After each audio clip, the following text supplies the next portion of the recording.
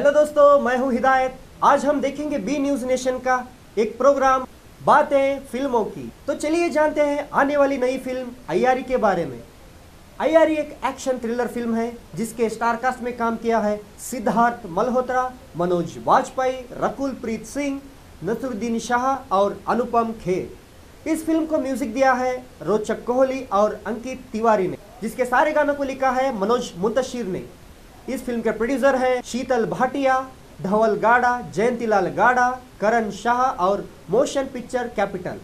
इस फिल्म के राइटर और डायरेक्टर हैं नीरज पांडे। मैं आपको बता दूं, ये फिल्म आदर्श सोसाइटी स्कैम की कहानी है। ये फिल्म फरवरी 16 को रिलीज हो रही है। क्या अय्यारी फिल्म बॉक्स ऑफिस पे अपना कमाल दिखा पाएगी, देखना बाकी है। तो चलिए देखते हैं इस फिल्म का ट्रेलर।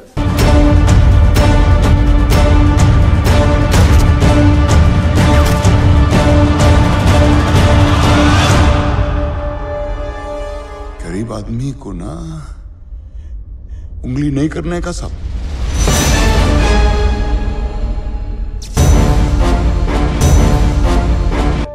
इस सर्वेलेंस में लिस्टिंग ईमानदार फौजी था। ये टैंक्स, ये गन्स वाकई बहुत अच्छी क्वालिटी के हैं Pratap. At 4 times bloody price? मैं उन लोगों की मदद कर रहा हूं जिन्हें इस देश से कोई लेना देना नहीं।